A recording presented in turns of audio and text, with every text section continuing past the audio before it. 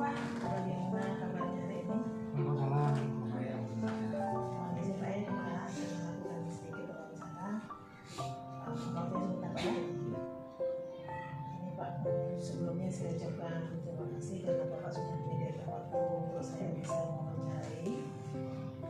Saya sangat bersemangat untuk berdiskusi mengenai pengambilan keputusan dalam kasus dilema etika di lingkungan sekolah Bapak, khususnya di SD 03 Gunung Putri Pak ya. Ibu, tetap semangat Ibu. Tentu saya senang bisa bicara dengan Ibu mengenai hari ini. Boleh kita mulai wawancara. Baik Pak, terima kasih untuk waktunya. Untuk pertanyaan yang pertama Pak, selama ini bagaimana Bapak dalam mengidentifikasi kasus-kasus yang merupakan dilema etika atau etika moral yang terjadi di sekolah Bapak? Tentang ini kira-kira mengenai kasus dilema ya, atau apa tadi, masalah dilema moral ya. Kami harus memilih bagaimana menangani gitu ya. Kan biasanya mempertimbangkan situasi di mana harus memilih atau antara dua pilihan yang secara moral itu benar atau baik tapi bertentangan gitu ya. Ya, berarti melakukan identifikasi antara dua pilihan ya Pak ya, dua pilihan yang sama-sama benar secara moralnya tetapi bertentangan di lapangan ya Pak ya. Untuk pertanyaan kedua Pak, bagaimana proses pengambilan keputusan di sekolah yang selama ini terjadi ya, jika itu sudah terlaksana, misalnya Bapak temukan di dalam kegiatan sekolah ya, bagaimana proses pengambilan keputusan di sekolah Bapak jika terjadi dua kepentingan yang sama-sama benar atau mengandung nilai kebajikan, tapi pada dasarnya itu bertentangan dengan moral seperti itu. Oke. Yang guru kepala sekolah juga. Iya. Ini hal berat yang kami tangani. Tentunya kita harus kan pihak dengan cara musyawarah pertimbangan yang matang agar bisa mengakibatkan hal-hal yang tidak baik dan menekanannya pada skala prioritas. Jadi caranya Bapak menangani ini dengan melakukan musyawarah bersama dengan guru Iya. Kemudian untuk mengambil keputusan pertimbangan yang matang. Kemudian Pak, yang selanjutnya langkah apa atau prosedurnya bagaimana yang Bapak ikuti dalam situasi tersebut Pak? Lagi tadi karena hanya berat dan suatu lembaga kita yang usahakan ke depan banyak langkah-langkah yang ikuti, pertama menunjukkan masalah fakta-faktanya, kebenarannya yang relevan, dan setelah itu kita tangani dengan dengan jalan musyawarah pihak terkait dan pengambilan keputusannya setelah mempertimbangkan secara matang. Menurut Bapak sendiri, hal apa yang paling efektif dalam pengambilan keputusan untuk etika ini Pak?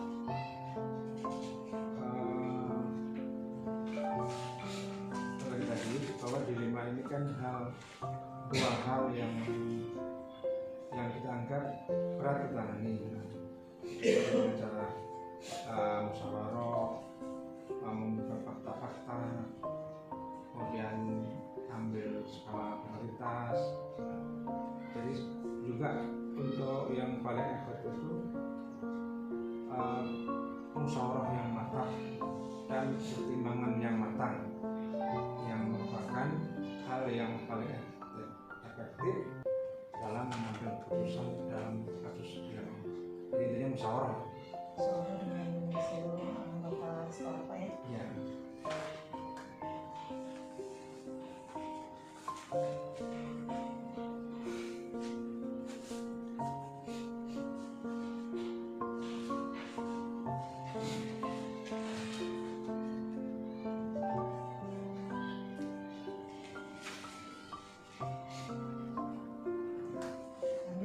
Untuk pertanyaan berikutnya, yang selama ini Bapak alami di sekolah, ada tidak Pak tantangan atau hambatan-hambatan yang Bapak alami dalam Bapak mengambil keputusan saat Bapak menemukan dilema etika di sekolah?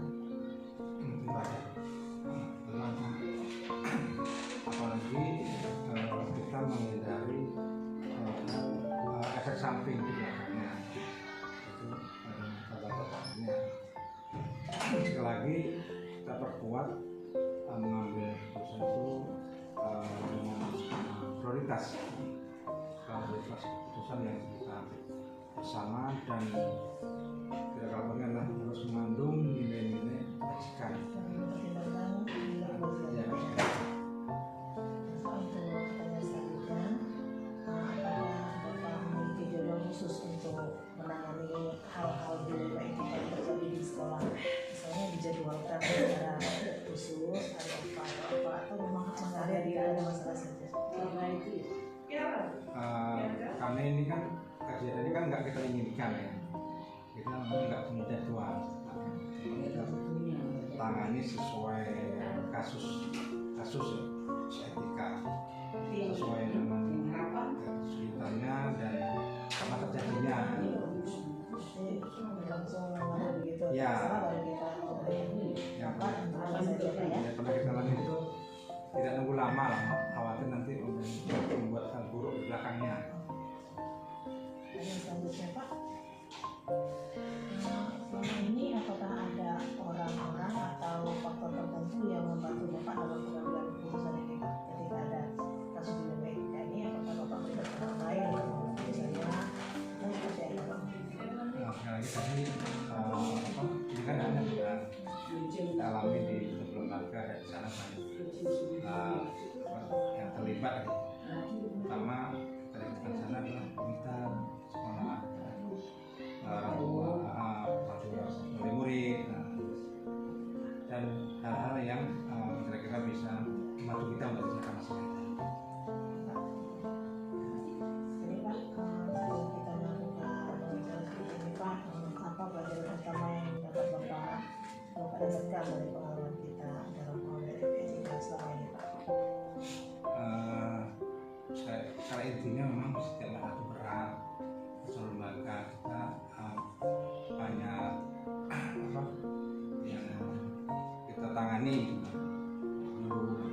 Mungkin itu semuanya bisa kita tangani karena itu berat dan musyawarah. Ya.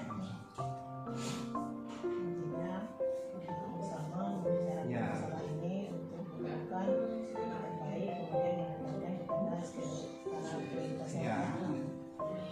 Pak, terima kasih banyak atas kesempatan yang sudah Bapak berikan. Dan saya sangat menghargai diskusi ini yang telah dilakukan. Semoga apa yang kita lakukan ini dapat bermanfaat untuk informasi selanjutnya Pak ya. Kemudian untuk kita juga agar kita lebih dapat menangani beberapa dilema kasus seperti dilema etika, pencucian moral dan lain sebagainya yang terjadi di sekolah kita Pak. Ya, Terima kasih Pak. Terima kasih Bapak.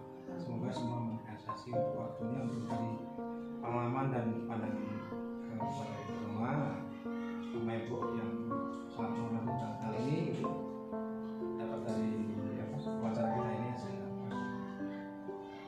Pak, terima kasih. Saya undur diri Pak ya. Assalamualaikum warahmatullahi wabarakatuh. Assalamualaikum. Saya sendiri Pak. Kalau dia nggak sini jauh-jauh hari itu sudah dikasih ultimatum. Jadi kita nggak kesalahan kalau kita kasih ultimatum. Kalau dalam 1 tahun mencapai 10% atau berapa persen, Kan disosialisasikan peringatan ya Pak ya. iya peringatan. Pertama peringatan. Jangan sampai nanti nggak ada peringatan lalu kita membuat itu nggak bisa. Kita berikan peringatan. Kalau untuk kehadiran berapa hari Pak? Setahun itu maksimal untuk kategori bisa naik atau tidak? Nah, kalau itu ada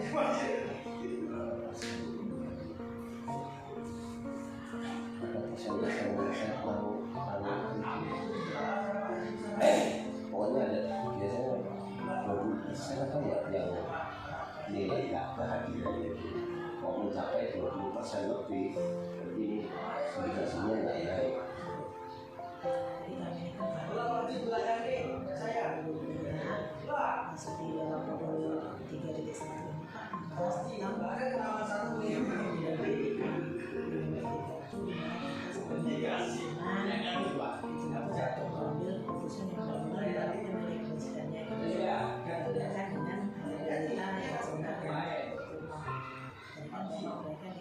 kalau misalnya apa namanya dari keluarga dulu berarti alhamdulillah di LTS tidak pernah terjadi tugas tetap mau bersekolah itu yang ganti atau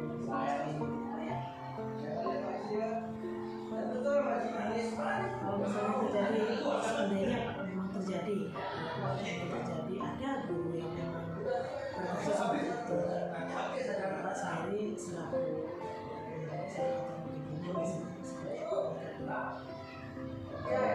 terjadi beberapa kasus pertama yaitu dikatakan ketika nanti kita musyawarah kita musyawarah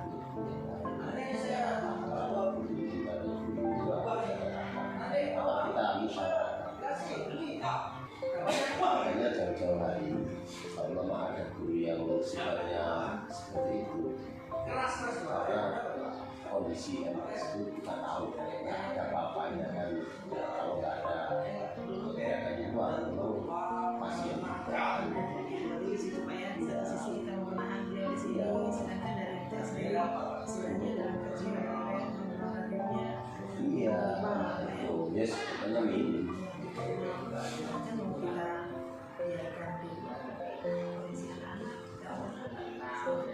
iya itu termasuk di lima itu iya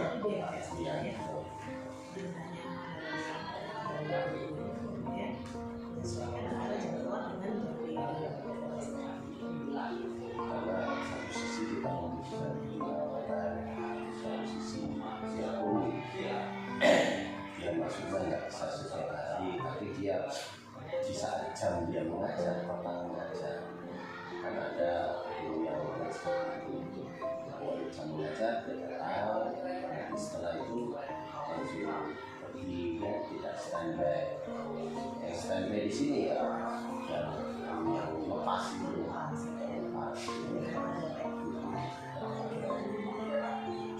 itu memang awal-awal sudah dikatakan bahwa kita cuma sama satu bulan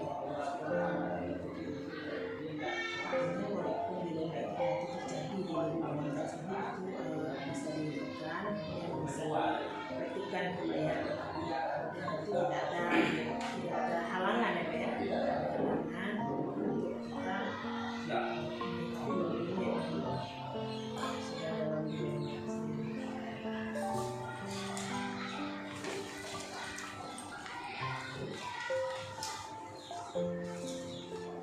Kalau untuk ini gurunya sendiri yang pernah mengalami dilema itu ada nggak panggil ya kalau yang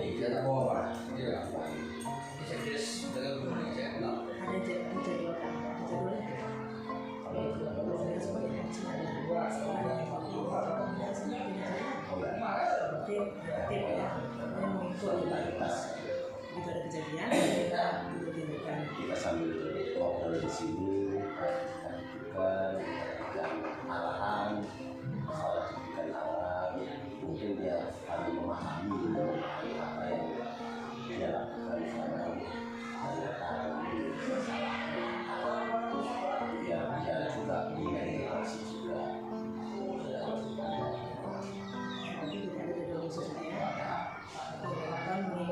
mengalir seperti air di air. Tidak di sini melibatkan orang luar dalam keputusan dalam menyelesaikan tetap cari keluarga tidak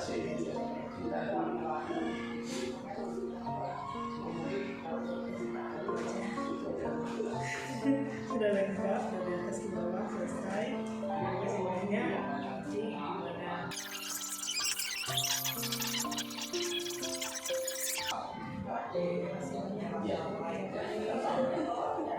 Mudah-mudahan doanya Pak, mudah lancar sampai ini. dilanjut aja satu